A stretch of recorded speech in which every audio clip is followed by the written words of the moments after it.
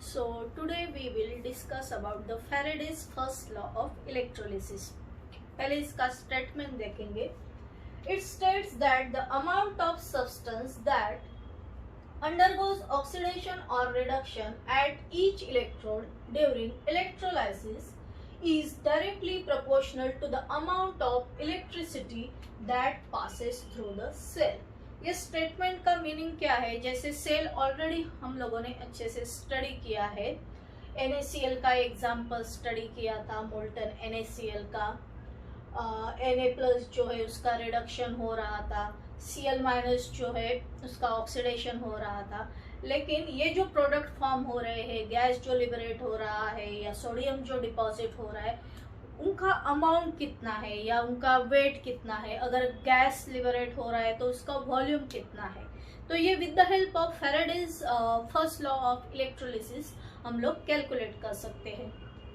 तो उसने उसका जो लॉ दिया उसमें बताया कि जितनी इलेक्ट्रिसिटी पास करवाओगे, ठीक है, जितनी ज़्यादा इलेक्ट्रिसिटी पास करवाओगे, जितने ज़्यादा टाइम के लिए इलेक्ट्रिसिटी पास करवाओगे, उतना ज़्यादा अमाउंट जो है वो डिपॉजिट होगा. वो पर्टिकुलर एलिमेंट का उतना ज़्यादा अमाउंट डिपॉजिट होगा. नेचुरली अगर ज़्यादा इलेक्ट्रिसिटी पास करते हैं तो ज़्यादा अमाउंट जो है वो डिपॉजिट होगा, और अगर कम इलेक्ट्रिसिटी पास करते हैं और कम टाइम के लिए अगर इलेक्ट्रिसिटी पास कर रहे हैं तो नेचुरली जो भी अमाउंट डिपॉजिट होगा वो कम होगा. तो according to Faraday's first law of electrolysis, जो भी अमाउंट डिपॉजिट हो रहा है वो किसके ऊपर डिपेंडेंट है?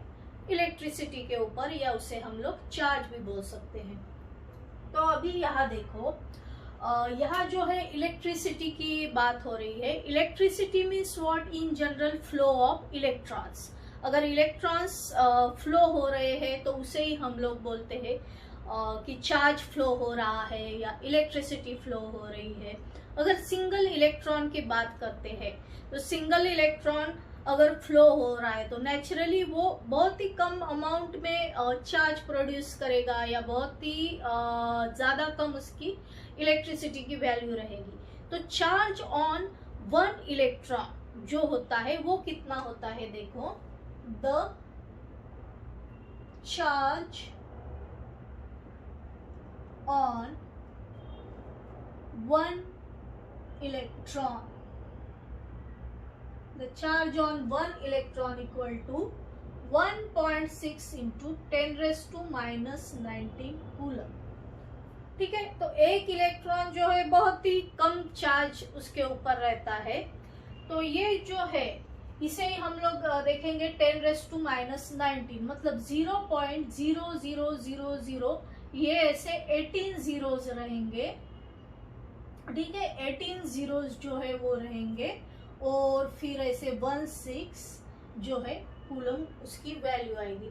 तो आप लोग इमेजिन कर सकते हो कि एक इलेक्ट्रॉन के ऊपर कितना कम चार्ज होता है. तो इसीलिए हम लोग 1 मोल इलेक्ट्रॉन पे जो चार्ज है वो कंसिडर करेंगे. ठीक है, ताकि चार्ज की कुछ मेजरेबल ऐसी वैल्यू आनी चाहिए कि जो हम लोगों को आसानी से समझ में आए. तो हम लोग यहाँ क्या करेंगे? The charge, therefore the charge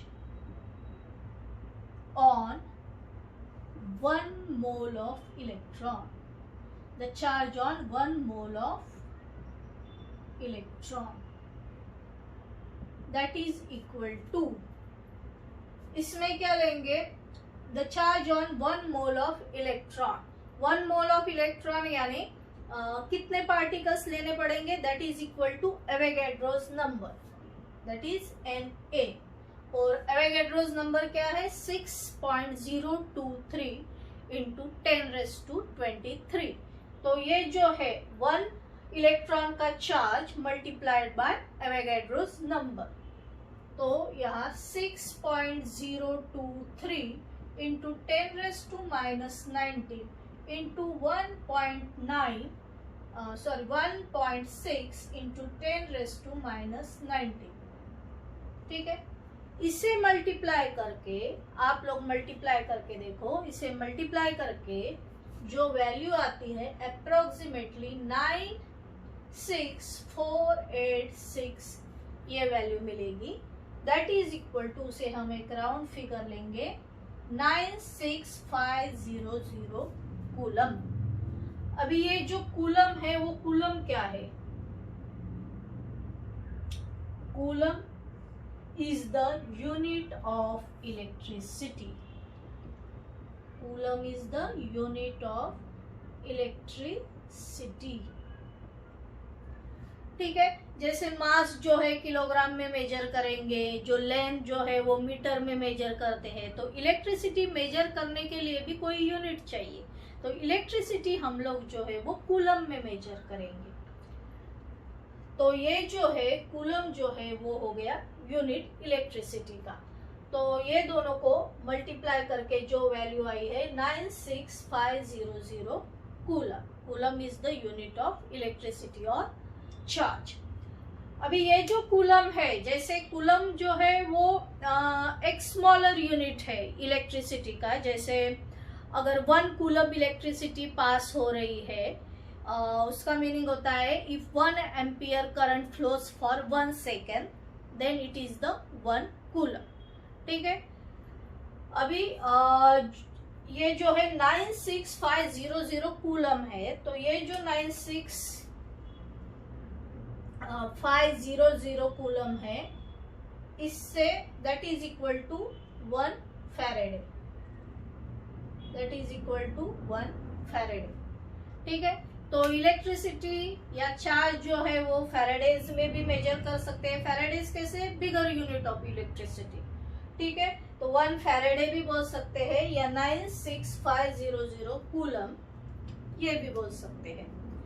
तो यहाँ जो हम लोगों ने फाइंड आउट किया, charge on 1 mole of electron, मतलब अगर 1 मोल इलेक्ट्रॉन जो है यहाँ से ये सर्किट में अगर करंट फ्लो हो रहा है, ठीक है, 1 मोल इलेक्ट्रॉन अगर फ्लो हो रहे हैं, तो जो भी चार्ज की वैल्यू आएगी या इलेक्ट्रिसिटी की वैल्यू आएगी वो रहेगी 96500 कूलम। अभी ये जो इलेक्ट्रिसिटी है ये Q से डिनोट करेंगे। ठीक है, और Q जो है इलेक्ट्रिसिटी यानी क्या? Current into time. ठीक है, करंट, ये जो I है that is the current. Current is measured in ampere and T is the time, कितने टाइम के लिए करंट जो है वो फ्लो हो रहा है। तो दोनों का प्रोडक्ट जो है वो है Q, that is the electricity.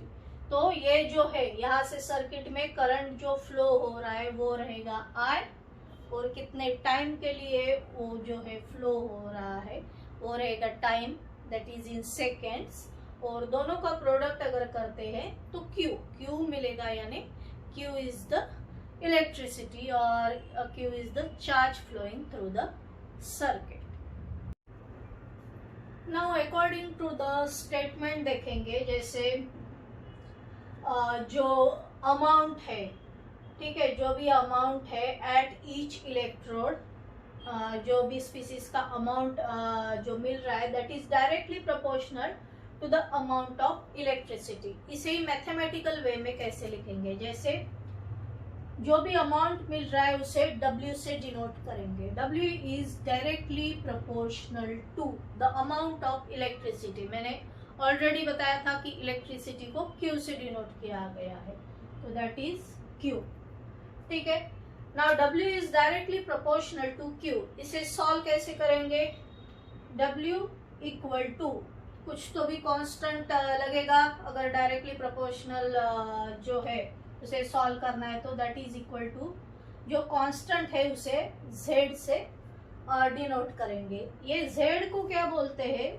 Z is the electrochemical equivalent. Electrochemical equivalent.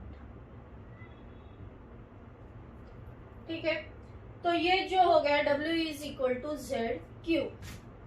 ये Z की वैल्यू क्या मिलेगी? देयरफॉर Z अगर कैलकुलेट करना है, Z is equal to W upon Q। ठीक है, अभी ये जो है Q, सपोज Q की वैल्यू लेते हैं, सपोज मुझे Z की वैल्यू फाइंड आउट करनी है, Q की वैल्यू अगर 1 लेते हैं, suppose Q equal to 1 coulomb, ठीक है, इलेक्ट्रिसिटी की वैल्यू सपोज 1 कूलम रहेगी, तो Z की वैल्यू क्या आएगी, therefore Z equal to W, Z किसके बराबर होगा, W के, means weight deposited by passing 1 coulomb of electricity, ठीक है। तो यहाँ 1 कूलम जो इलेक्ट्रिसिटी पास कर रहे हैं उसे ज्यादा इंपॉर्टेंस है, क्योंकि अगर 1 कूलम इलेक्ट्रिसिटी पास करते हैं तो ही ये जो W है वो Z के बराबर मिलेगा। सो यहाँ हम लोगों को Z is equal to W जो है वो मिल रहा है। अभी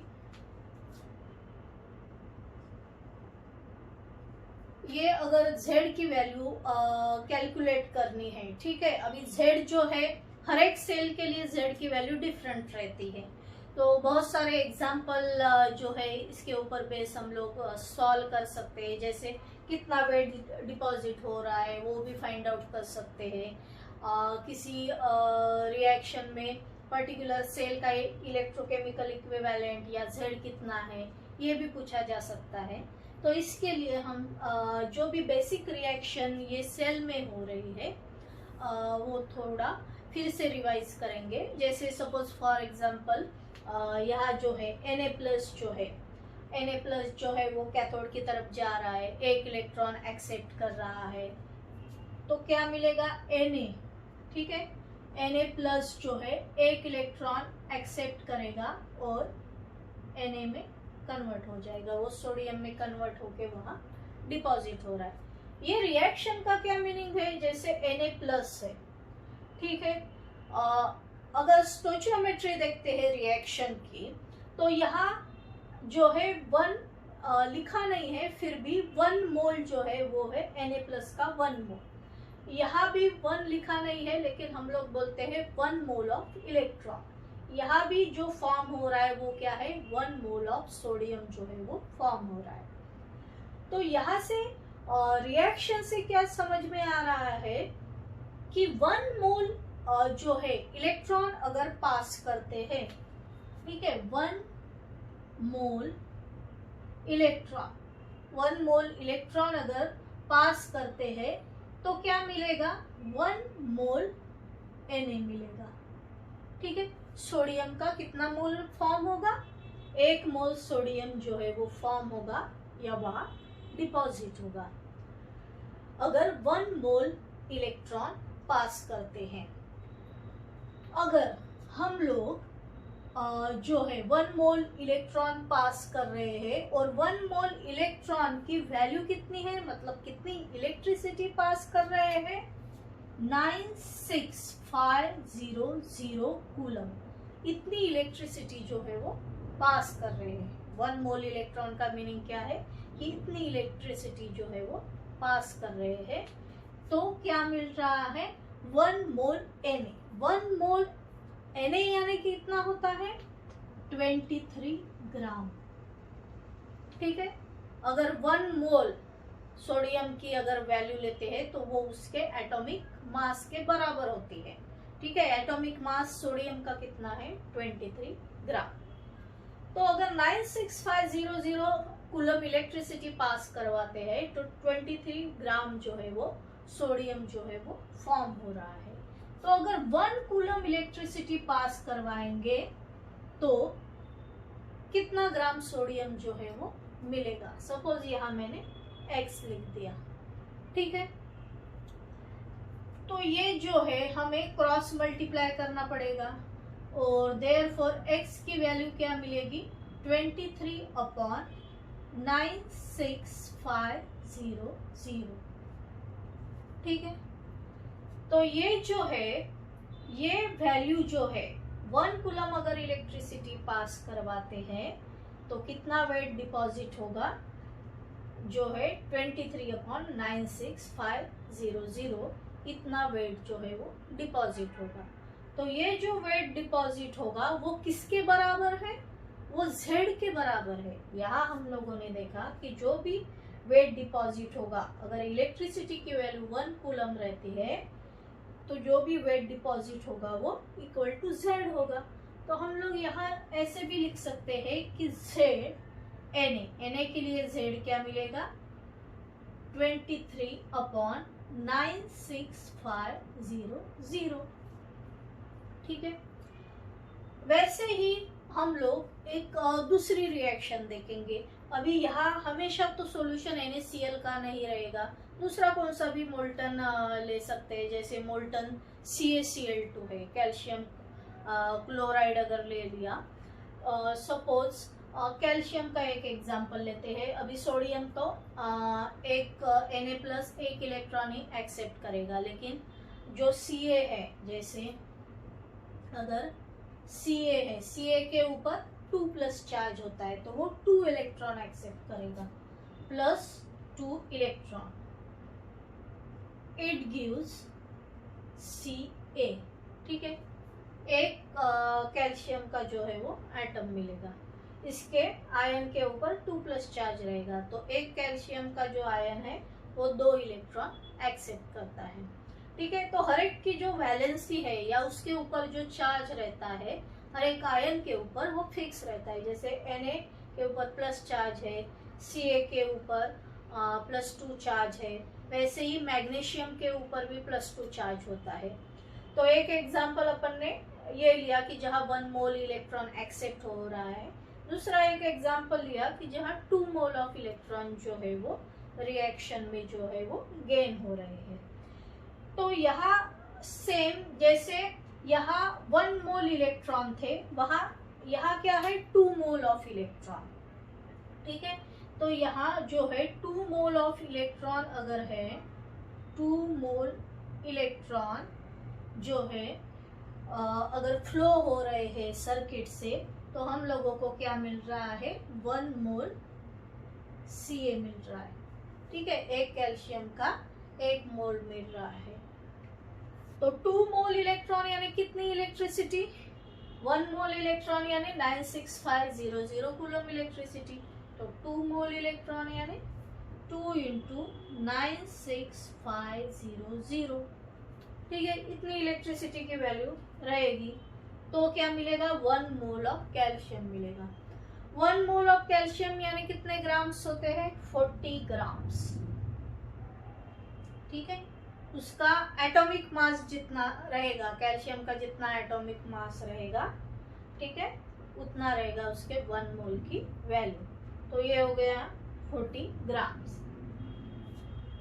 नाउ यहाँ से ये हो गया 2 मोल जो है इलेक्ट्रॉन पास करते हैं, या इतनी इलेक्ट्रिसिटी हम लोग पास करवा रहे हैं। लेकिन अगर 1 कूलम इलेक्ट्रिसिटी पास करवाते हैं तो जो है कितना वेट डिपॉजिट होगा। ठीक है। वो कैलकुलेट करने के लिए सपोज यहाँ x लिख दिया, फिर हम लोग यहाँ से ऐसे क्रॉस मल्टीप्लाई करके x की वैल्यू निकालेंगे। तो therefore x is equal to क्या मिलेगा 40 × 1 अपॉन 2 × 96500 लेना पड़ेगा। तो यहाँ क्या होगा फिर 40 अपॉन 96500 × 2। ठीक है। तो ये जो है x यानी क्या निकाला कि कितना वेट डिपॉजिट होगा अगर 1 कूलम इलेक्ट्रिसिटी पास करवा रहे हैं। और 1 कूलम इलेक्ट्रिसिटी पास करवा रहे हैं तो जो वेट डिपॉजिट होता है वो इक्वल टू Z होता है। तो यहाँ ऐसे भी ZCa भी लिख सकते हैं। ठीक है। Electrochemical equivalent of for C। तो कितना होगा वो 40 अपॉन 96500 × 2। तो पहला जो हम लोगों ने वैल्यू निकाला था ZNa के लिए, ठीक है, ये जो वैल्यू निकाल रहे हैं ये ZCa के लिए। अभी इसमें देखो सपोज यहाँ जो है ये 96500, ये जो वैल्यू है यहाँ सपोज ये वैल्यू को मल्टीप्लाई किया 1 से, तो वैल्यू के ऊपर कोई भी असर नहीं पड़ेगा, मतलब जितनी वैल्यू है उतनी ही मिलेगी। और ये जो इक्वेशन है CA के लिए जो इक्वेशन आया, सपोज यहाँ इंटू 2 है, इसी को हम लोगों ने ऐसे लिख दिया इंटू 1/2, ठीक है। तो कोई फर्क नहीं पड़ेगा, 1 से डिवाइड करो या मल्टीप्लाई करो, आंसर जो है वो सेम ही आएगा, ठीक है। हम लोगों को फॉर्मूला डिराइव करना है, इसीलिए हम लोग ये वे से स्टेप वाइज जा रहे हैं। तो यहाँ 1/1, ठीक है, वैल्यू जो है एज इट इज ही रहेगी। यहाँ इंटू 2 था, उसे बस इंटू हाफ करके लिख दिया है, वैल्यू जो है वो सेम ही रहेगी। अभी ये जो 1/1 है, ठीक है, या ये जो 1/2 है, और तीसरा अगर और एक सपोज एग्जांपल लेते, ये हो गया सोडियम के लिए। कैल्शियम जो है 2 इलेक्ट्रॉन एक्सेप्ट कर रहा है, सपोज एल्यूमिनियम की वैलेंसी 3 रहती है तो वो 3 इलेक्ट्रॉन एक्सेप्ट करेगा, तो यहाँ 1/3 आ जाएगा। तो ऐसे डिपेंड रहता है कि वो पर्टिकुलर मेटल की वैलेंसी कितनी है, उसके ऊपर ये यहाँ 1 है या 2 है, फिर 3 भी आ सकता है या 4 भी आ सकता है। तो इससे हम लोग एक फॉर्मूला बनाएंगे। तो ये जो 1/1 है और ये जो 1/2 है, उसे मोल रेशो बोला गया है। तो आप लोग ये जो पोर्शन है ये मैं यहाँ रख करती हूँ।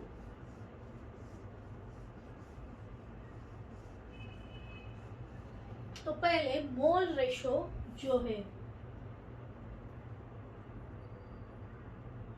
मोल रेशो का क्या फॉर्मूला होता है वो देखो। Mole ratio means moles of electron produce, moles of, ऊपर जो रहेगा moles of product produce, moles of product produce upon moles of electrons required, ठीक है।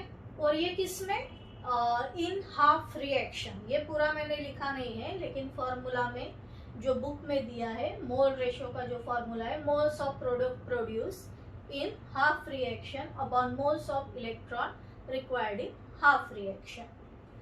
अभी देखो मोल्स ऑफ प्रोडक्ट प्रोड्यूस, पहली अगर रिएक्शन लेते हैं तो 1 मोल Na का फॉर्म हो रहा है, ठीक है। तो यहाँ क्या आएगा 1 upon moles of electron required, कितने इलेक्ट्रॉन के मोल लगे यहाँ 1, तो यहाँ 1, तो मोल रेशो क्या आ गया 1/1। यही अगर हम दूसरी रिएक्शन देखते हैं, जैसे यहाँ, ठीक है, मोल्स ऑफ प्रोडक्ट प्रोड्यूस, कितना प्रोडक्ट कितना मोल प्रोड्यूस हुआ 1 मोल, तो यहाँ 1 लिखा है। मोल्स ऑफ इलेक्ट्रॉन रिक्वायर्ड, कितने इलेक्ट्रॉन जो है लगे हैं, तो यहाँ जो है ये जो दूसरी रिएक्शन है इसमें यहाँ लिखा है जो प्रोडक्ट का मोल है, एक जो है प्रोडक्ट का मोल जो है वो फॉर्म हो रहा है 1, और इलेक्ट्रॉन किसने लगे हैं 2, तो ये नीचे इसीलिए क्या आया है 2, तो यहाँ 2 आएगा, ठीक है। तो मोल्स ऑफ प्रोडक्ट प्रोड्यूस मतलब कितने जो है प्रोडक्ट का कितना मोल जो है वो फॉर्म हो रहा है, जैसे यहाँ भी 1 मोल फॉर्म हो रहा है, यहाँ भी 1 मोल फॉर्म हो रहा है, और वो प्रोसेस में कितने इलेक्ट्रॉन लगते हैं, जैसे यहाँ 1 मोल ही इलेक्ट्रॉन लगा और यहाँ 2 मोल इलेक्ट्रॉन लगे, तो वैसे ये जो रेशो है ये डिफर करेगा, यहाँ 1/1 आ रहा है, यहाँ 1/2 आ रहा है, तो उसे जो है वो मोल रेशो करके डिनोट किया गया है। या बहुत से बुक में क्या किया गया है, जैसे यहाँ जो है ये 1 जो है वो 1 नहीं लिखा है ऊपर, सपोज ये नीचे का जो है 96500 उसे अगर 1 से मल्टीप्लाई करते हैं, या यहाँ भी 1 अगर नहीं लिखा, ओनली जो नीचे नंबर है 96500 उसे ही अगर 2 से जो है पहले से ही वो 2 से जो है वो मल्टीप्लाई किया था। सपोज ऊपर का 1 नहीं लिखा, तो कुछ बुक्स में जो ये 1 है, ये 2 है, और एक अगर रिएक्शन लेते हैं 3 इलेक्ट्रॉन की तो 3 आएगा, तो इसे n फैक्टर बोला गया है। ठीक है, तो जैसे Z ऑफ Na अगर यहाँ लिखा है Z of Na that is equal to ये जो है 23। ठीक है, 23 उसका एटॉमिक मास है, या अगर मॉलिक्यूल रहता है तो उसे हम लोग मोलार मास बोलेंगे। सपोज यहाँ मैंने ऐसे मोलार मास करके लिखा। ठीक है, इन जनरल लिखेंगे Z। ठीक है, Z is equal to Na है तो इन जनरल Z किसी भी सेल के लिए हो सकता है, दैट इज इक्वल टू ऊपर जो है वो मोलार मास रह सकता है या एटॉमिक मास रह सकता है, नीचे जो है वो 96500। ठीक है, और यहाँ इंटू 1 है, यहाँ इंटू 2 है, तो इसे n फैक्टर करके डिनोट करेंगे, तो ये हो गया n फैक्टर। तो यहाँ से जो है वो Z के लिए एक फॉर्मूला मिलता है। ठीक है, या अगर मोल रेशो के फॉर्म में अगर लिखना है तो फिर से ये देखो Z जो है Z इक्वल टू ऊपर मोलार मास लिखेंगे अपॉन ये जो है 96500। ठीक है, और पहले जैसे लिखा था इसे सेपरेट करके 1 बाय 1 या इसे सेपरेट करके ऐसे 1 बाय 2, तो इसे हम लोगों ने क्या कहा था, मोल रेशो। तो इस तरह से भी लिख सकते हैं इनटू मोल रेशो। ठीक है, तो इस तरह से भी बहुत से बुक में मोल रेशो के फॉर्म में दिया है, या डायरेक्टली ऐसे n फैक्टर करके भी दिया है। तो मोल रेशो अगर निकालना है तो समझ लेना मोल रेशो यानी moles of product produce upon moles of electron required. तो यहाँ से हम लोगों को जो है वो Z जो है वो Z की वैल्यू मिल रही है। अभी जो इनिशियल हम लोगों ने जो इक्वेशन फाइंड आउट किया था वो फिर से देखेंगे, क्योंकि हमें स्टेप वाइज जाके एक ऐसे बड़ा सा फॉर्मूला जो है वो डिराइव करना है।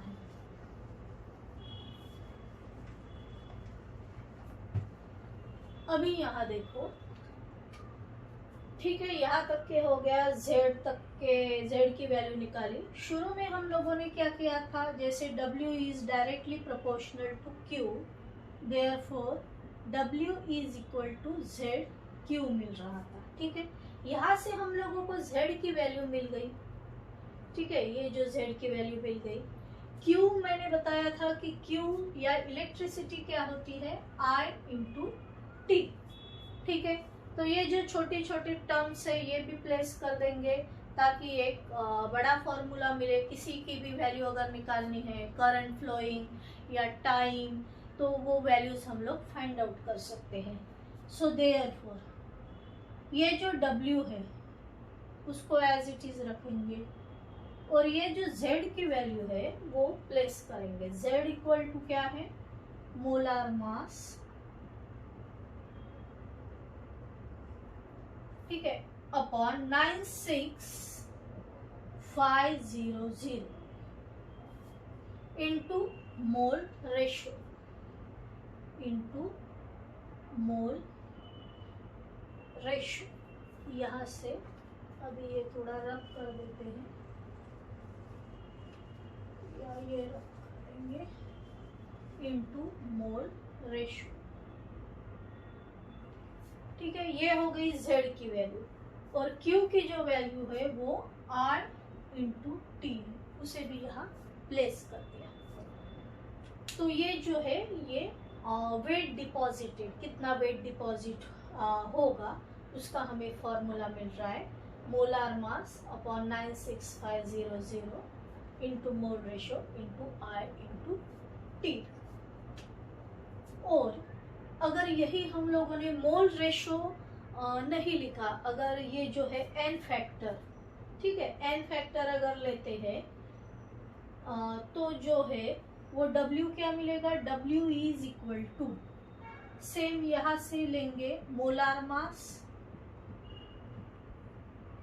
अपॉन ये 96500 इंटू एन एफ, ठीक है, इतनी जो है z की वैल्यू ले ली और इंटू क्या कर दिया I इंटू टी, ठीक है। लेकिन ये जो है एन एफ, ये जो है एन एफ, तो ये जो एन फैक्टर है वो सेम कितने इलेक्ट्रॉन वो पर्टिकुलर स्पीसीज एक्सेप्ट कर रही है। जैसे Na+ है वो एक इलेक्ट्रॉन एक्सेप्ट करती है तो उसकी NF की वैल्यू 1 रहेगी, मतलब उसकी वैलेंसी कितनी है। जैसे Na के ऊपर प्लस चार्ज रहता है मतलब उसकी वैलेंसी 1 है, तो ये N की वैल्यू, NF की वैल्यू जो है वो 1 रहेगी। या जैसे मैग्नीशियम है, मैग्नीशियम Mg2+ होता है या Ca2+ होता है, तो उनकी वैलेंसी 2 है तो NF जो है, ठीक है, N फैक्टर की वैल्यू भी जो है वो 2 रहेगी। तो इस तरह से भी फॉर्मूला मिलेगा या इस तरह से भी फॉर्मूला जो है वो डिराइव होता है, ठीक है। अभी ये जो है ये फर्स्ट फॉर्मूला देखो W, और ये जो मोलार मास है सपोज मैंने चेंज किया, यहाँ देखो W अपॉन ये जो मोलार मास है इसके नीचे लिख दिया W अपॉन मोलार मास, ठीक है, दैट इज इक्वल टू, तो ऊपर क्या रहेगा, ठीक है, ऊपर की जो है वैल्यूज जैसे I इंटू टी एक साइड में चला जाएगा, ये मोलार मास ये साइड में लेके गए, ऊपर I इंटू टी और ये इंटू मोल रेशियो,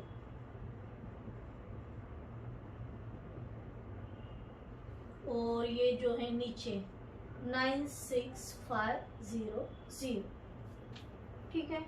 और W upon molar mass equal to N होता है। N means number of moles, तो नंबर ऑफ मोल्स के लिए फॉर्मूला मिलेगा इंटू मोल रेशियो, इस तरह से। तो यहाँ N क्या है, नंबर ऑफ मोल्स, ठीक है। Weight of the substance upon its molar mass that is equal to number of moles, ये ऑलरेडी हम लोगों ने 11th स्टैंडर्ड में स्टडी किया है। तो नंबर ऑफ मोल्स अगर निकालने हैं तो हम लोग ये जो फॉर्मूला है ये यूज कर सकते हैं, या इन जनरल ये जो फॉर्मूला है, स्पेशली ये जो फॉर्मूला है ये फॉर्मूला ज़्यादातर यूज करते हैं। अभी यहाँ जो है कुछ थोड़ी बहुत अरेंजमेंट भी कर सकते हैं, जैसे W को जो दिया है समझने के लिए या किसी भी एग्जाम्पल में जो है मास जो है कैलकुलेट करना है, W कैलकुलेट करना मतलब क्या है कि वेट ऑफ द सब्सटेंस जो है वो फाइंड आउट करना है। तो ये जल्दी लर्न करने के लिए भी आप लोग और थोड़ा एक्सपांड करके लिख सकते हो, जैसे मास ऑफ सब्सटेंस प्रोड्यूस, ये जो W है उसे बोलेंगे मास ऑफ सब्सटेंस प्रोड्यूस, यहाँ लिखेंगे mass of substance produce equal to mass of substance produce, W के लिए क्या लिखा, मास ऑफ सब्सटेंस प्रोड्यूस, ठीक है, दैट इज इक्वल टू, ठीक है, जो स्मॉल जो है लेटर्स I इंटू टी, मतलब फॉर्मूला जल्दी लर्न हो जाएगा।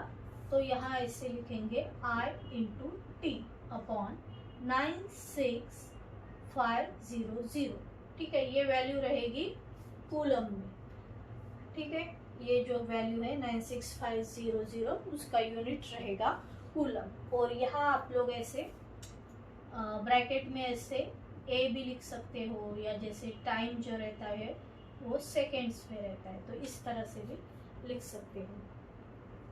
तो I इंटू टी 96500 कूलम, और क्या बचा है फिर ये जो है इंटू मोल रेशियो, तो ये जो है यहाँ लिख सकते हैं हम लोग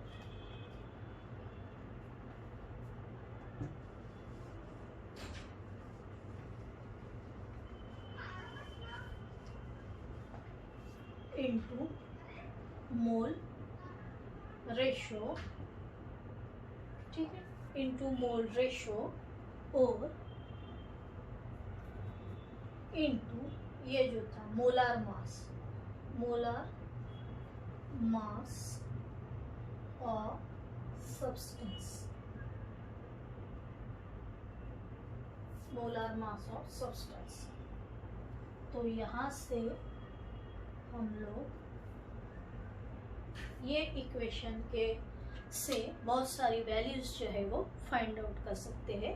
फिर से देखो, mass of substance produce equal to I into T upon 96500 coulomb into mole ratio into molar mass of the substance. Thanks for watching this video.